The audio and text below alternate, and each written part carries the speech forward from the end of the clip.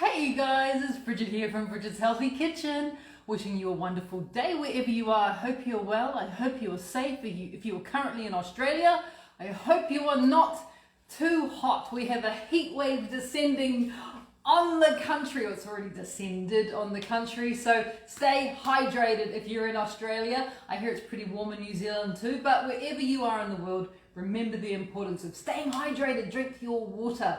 Most definitely. Right, on during today's little episode here in my healthy kitchen, we're going to be doing another Christmas inspired recipe because Christmas is less than a month away. And if you're like me and like to be a little bit organized, especially when it comes to food, I always like to know what I'm going to be eating at any point in time. So I like to organize Christmas a little bit early.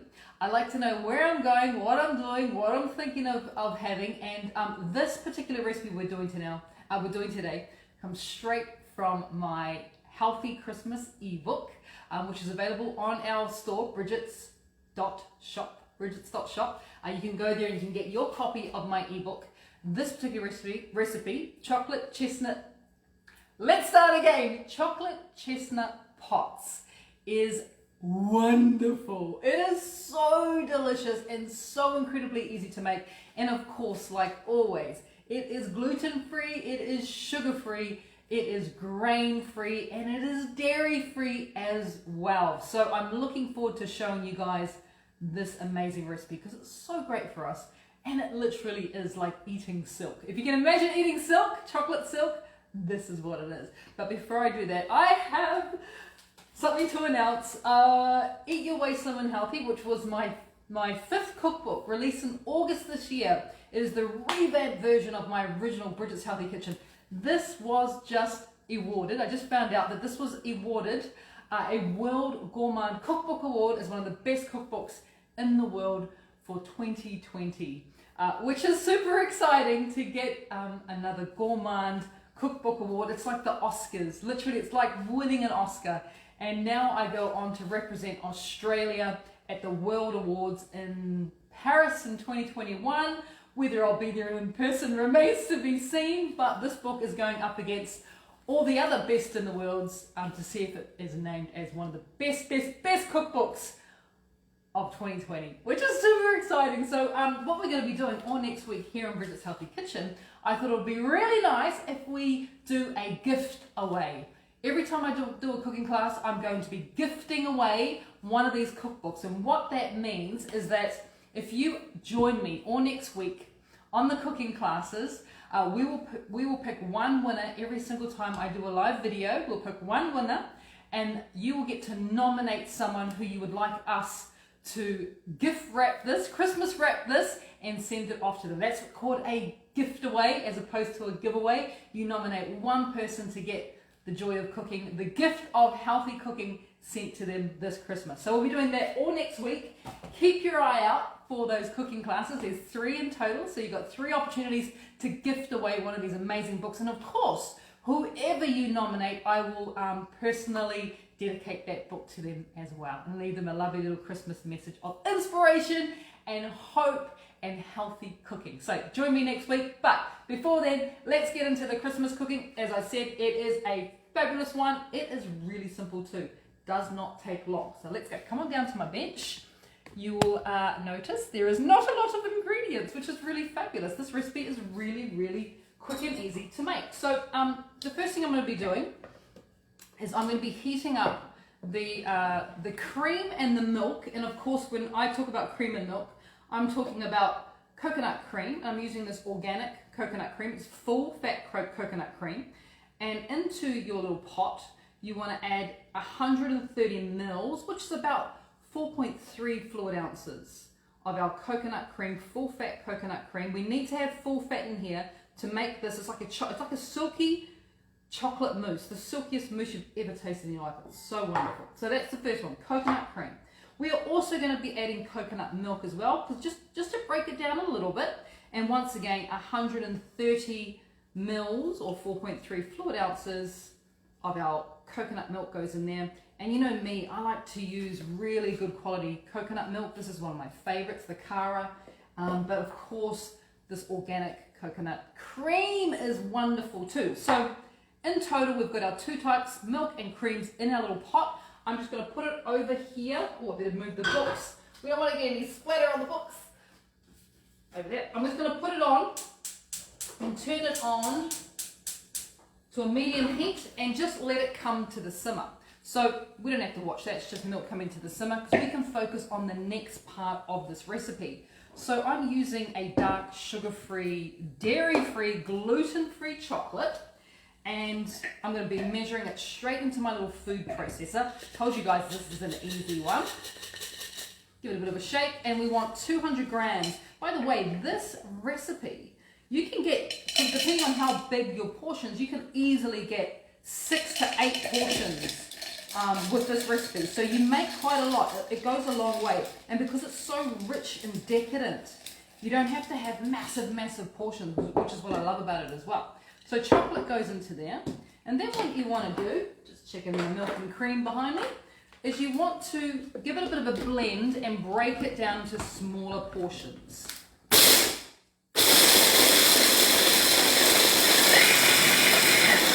Have a little look, probably a little bit smaller than that. You see it's still got a few chunks in there. So just about a little bit powdery. And the reason being that we want it to be at this type of powdery texture is because we're going to be pouring the hot coconut milk and cream directly over top of it. So we want it to be able to melt. And of course, the beauty about using, this sugar-free, dairy-free, gluten-free chocolate, dark chocolate, and you can buy it at the supermarket. I know they do sell it at the supermarket now, but you can also, I would suggest the easiest way to do it is just to go online and literally put into Google search gluten-free, sugar-free, dairy-free, dark chocolate, or chocolate chips to see what's available near you for delivery. Just bear in mind, if you are ordering this via the post and you currently live in a heat wave, which is what we do, that your chocolate may arrive to you slightly melted. I'm not sure if you saw before, but here you go, just a perfect example. See, my chocolate arrived like that in a bit of a lump, but it's fine. It's still going to do the business. So if you are ordering online, just be aware if it's summer where you are that it could come in lumps like mine, but I have no problem with that because I just put it into my food processor and we go for it. So definitely buy that online. I get asked this question all the time, which is the best place to buy it from. You can buy it, in larger quantities if you're buying it online as well. Just stirring this, guys, just to make sure it's not sticking or burning in one spot. So of course you can, you can buy it smaller quantities in the supermarket, but it tends to be a little bit more expensive. So I do buy mine online, and I've got a couple of different supplies that I use because I think the last supply that I have used completely run out. We ordered too much, and they don't have it anymore. And that was a company called Keto Wellness, and gone, which is typical, right? Right. So what we're doing here, just keeping an eye on it. Just want it to come to the boil, but not to boil rapidly. Like it's almost like what is known as a scalding. And when you come up here, well, we wait for it. We'll have a bit of a chat. When you scald something, you may have heard of that terminology used when it comes to milk. You bring it almost to the boil. Like it is just on the verge of boiling without actually boiling rapidly. And that's pretty common with, like I said, with milk and dairy products because you don't want it to get too warm, especially if we're doing something like this. We don't want it to be boiling rapidly. We want it to be just under the boil, which is just pretty much what it is doing right now, which is great. So turning it off, I'll bring you back down to the bench, don't worry. So you get to see everything as it happens. All right, come on back down here. So directly into my little, and you're gonna need to work a little bit fast here. So you're gonna pour the hot milk and cream straight over the top. And then straight away, put on your little machine, give it a bit of a blast. And that's it. Whoa! Oh my gosh, you have the richest hot chocolate right now. That's basically what you've made. You've made hot chocolate. How good is that? Oh, it's so good. All right, so we just need to think about adding the rest of the ingredients. As I said to you guys, this is so easy to make. It is, you know, it is so easy, and it can be made. In fact, you can make it, and you should make it the night before. Because if you make it the night before, you allow it time to sit in the fridge. So, you know, this is not a dessert that you have to think about whipping up, you know, if you're serving it at Christmas Day or for a party. You don't have to think about whipping it up the day of the party. You can actually do it, you know, even up to 2 days ahead of time. So it's a great one to have ready. So I'm going to show you this. What I'm adding now, which makes the chestnut part, is literally, I know it's back to front, but that is chestnut puree. Now it is quite difficult to find. Just be aware, it's not the easiest thing to find, but it is literally chestnuts puree. There's nothing else in there, but I think a bit of water. Yeah, so there's chestnuts and water. That's all that's in there. And it has the most fabulous smell. And as you could possibly imagine, chocolate and chestnut, marriage made in heaven. So you need to go and source one of these. Once again, if you would like to find this chestnut puree, I suggest you look online. I have a supermarket, only one in my area that even comes close to selling this. A lot of the, I've never seen this in a Coles or a Woolies, like your normal everyday supermarkets. I had to go to sort of like quite a gourmet one. It's not expensive to buy, and all you need for this particular recipe is you're going to be adding in, before I do that, I better put it on the scales so I actually know how much I'm adding. Would have just guessed our way through it. That wouldn't have worked. So you're adding in 275 grams, which is 9.7 ounces. Okay, which is pretty much all of this. all of the rest of my jar is going in there. 275 grams of this incredible. If you've never ever tried this chestnut puree, it is very, very popular in Europe. Very popular, you know, because chestnuts do come out, they tend to come out in the cooler months, hence why it's so popular in Europe at this time, because they're experiencing the opposite of what we're experiencing. They're experiencing cold, and winter is on its way. So your chestnut puree goes in there. We are also going to put in a bit of fiber syrup.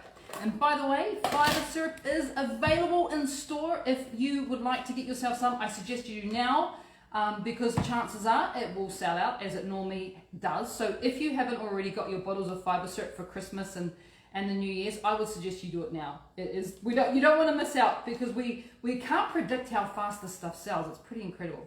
So we're putting in 30 grams, which is 1 ounce of fiber syrup goes into here. It's going to help to sweeten it. It's also going to help to give it a lovely, lovely smooth texture. And as you guys know, fiber syrup is prebiotic. So, you know, we've got all this wonderful, healthy chocolate in here, which is great for polyphenols and antioxidants. And now we've just turned it into a prebiotic, which is amazingly good for your gut health. So fiber syrup is in there. And the last ingredient we're going to be adding is just 1 whole egg. And don't worry, the egg will cook thanks to the heat from the coconut cream and the milk. So you don't have to worry about having raw egg in there at all. So, lid goes on. And the last thing you need to do, is try not to make a mess. It's coming out.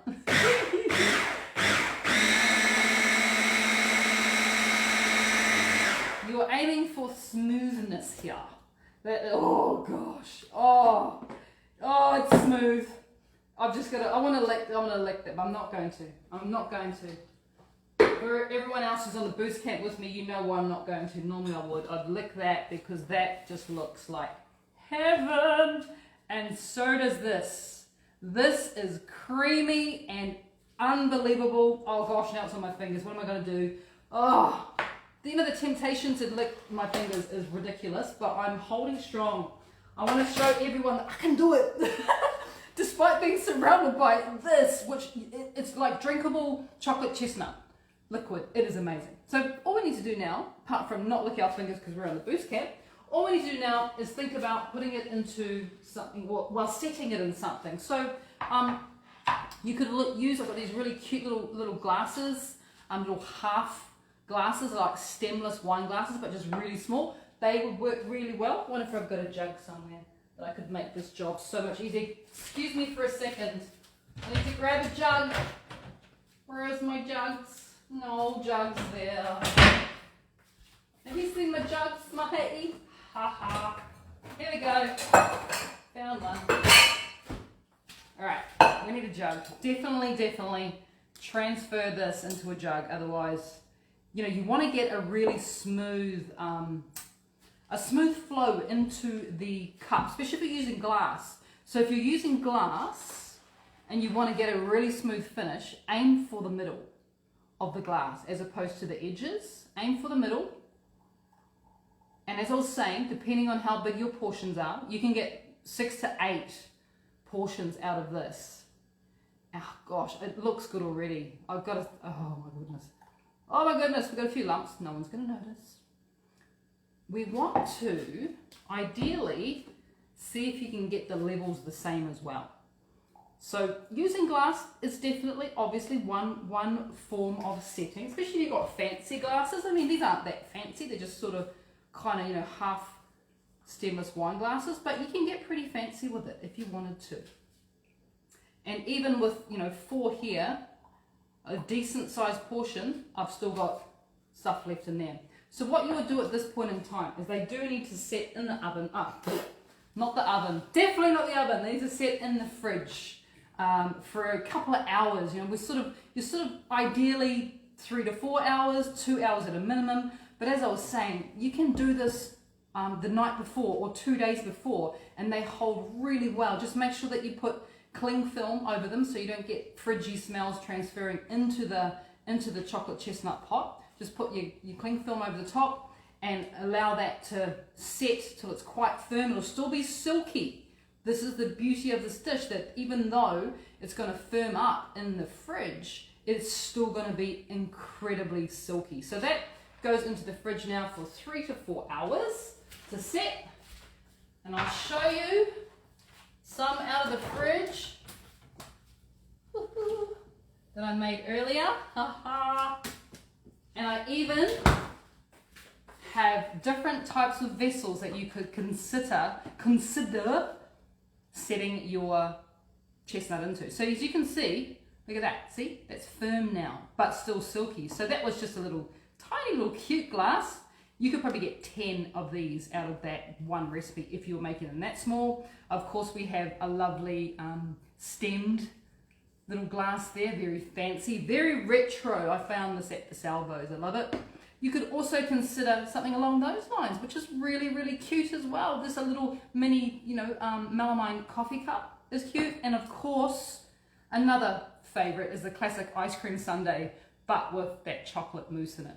So all you need to think about now is how you would like to decorate the tops. And of course, when it comes to decorating the tops, this is the only thing that you're going to need to do before you serve. So maybe you've done this the night before or 2 days before. You remove the cling film, and then it's just time for you to consider what you would like to garnish it with.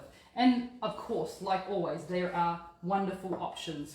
Like on its own, fantastic, right? I've seen some people do, especially at Christmas time, they actually put a little bit of gold leaf on there, which is really, really special. But there's nothing stopping you from doing something as simple as just, a little green garnish like that is just gorgeous as well. You could do that. There is the obvious but very easy sort of berry type of idea. I might put some berries on that one. Dark berries look great. Dark berries look really, really good against the dark chocolate. So, you could do, if you've got berries that are in season, there's nothing stopping you from doing something like a little berry. And then, of course, once again, a little bit of green always helps things to just kind of jump off. Oh, that's a bit too much. Going a little bit smaller with the, this is mint, by the way. I'm just using a little bit of mint just to kind of bring everything together, and it's just so cute. You could do something like that as well. I mean, that is just such a perfect little dessert. It looks so fancy, and you guys saw how easy it is to make. And it definitely does not look healthy. If you look at that, you'd be like, nah, that's just full of unhealthiness. But you could serve this to anyone, especially people who are like, oh, I don't do sugar-free, I don't do gluten-free. Just serve them this and go, yeah, and what? It's one of those, I'm going to trick you into eating healthy dishes. And another little idea for you, if you wanted to, and I love this, I really do. I have in my little jar here, these are just rose petals that I bought from a little Persian supermarket. This little gorgeous Persian supermarket. And you can buy rose petals. And I thought, how nice would that be especially in this little cup here. I'm not sure if you guys can see that very well, but in this little cup here, because it's kind of got the pink there, I thought just a few rose petals just makes it so special. Just a few chocolate chips and then a few rose petals goes on top, and probably something else you'd like to consider. If you want to stay away from the berries and you want to stay away from the rose petals, it's just grab yourself up some cacao, because the other really awesome thing about this recipe is it is quite lovely and sweet, especially if the sugar-free chocolate that you're using does have some natural sweetness to it. You'll find that there is quite a bit of sweetness here. So just a dusting of cacao, which is obviously bitter, is really nice little topping, because what will happen is you'll break with the spoon, or you or your guest will break through the cacao, so they'll get this really nice, and I'm doing quite a good decent layer of it on there. They will break through the cacao, and so they'll have a little bit of bitter sweet with the sweet chocolate chestnut mousse, and it really does just and it's cute too. It's absolutely cute, and it really cuts through that sweetness, especially if you're the sort of person who doesn't like things too sweet, then that might be a nice topping for you as well. So there you go. We have 4 gorgeous little, and by the way, what you see here, this was only half the recipe. So that's why I said you could make some serious mousse with that. This was only half the recipe when I did it this morning. So you will double this amount if you do the full recipe that I've just given you. So I hope you enjoyed that as much as I did. I am a little bit horrified that I now have to go and give those to the neighbours because we can't eat them. We are still in the midst of our 28-day boost camp. We're almost halfway there, which is really exciting. We've gone up and now we're going down that way, which is really cool. So as delicious as, I just caught myself in my own throat like, oh, that's so good. As delicious as this is, and it is going to be mind-boggling delicious, I'm going to stay strong and I'm going to give these to the neighbors. I'm lucky, I've had it before, right? I know exactly what it tastes like. It is wonderful. I suggest you make it.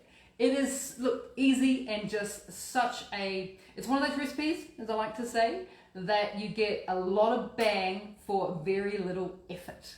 So I hope you have enjoyed that. Do not forget that is part of the Christmas ebook, Bridget's Healthy Christmas, with 50 more fabulous recipes available on our shop now, bridgets.shop. We also have that wonderful fiber syrup that is in store as well. Don't miss out. Please don't miss out. We don't want to run out for you guys. So it's been lovely spending time with you. I hope you enjoy the rest of your weekend. Stay warm or stay cold. Stay hydrated. And I look forward to seeing you all next week in the kitchen, where we will be celebrating this award-winning cookbook. It's an award-winning cookbook, yay! We'll be celebrating this by gifting away copies of Eat Your Way Slim and Healthy from Bridget's Healthy Kitchen all next week here in the kitchen. I look forward to spending time with you then. See you guys then. Take care. Where can you get that book? Oh, where can you get this book? This book is available online. Just Google Eat Your Way Slim and Healthy. But if you have access to the stores, if you're able to go shopping, it is available in Big W, Target, Kmart. It is available from Dimmicks. It is available from the Warehouse in New Zealand. It's available from Whitcoulls in New Zealand. It is Book Depository if you are in the UK or you're out in America, Book Depository, or Booktopia, or Amazon.co.uk, or Amazon.com.au. It's everywhere pretty much, which is exciting. All right, guys, take care, and we'll talk to you next week.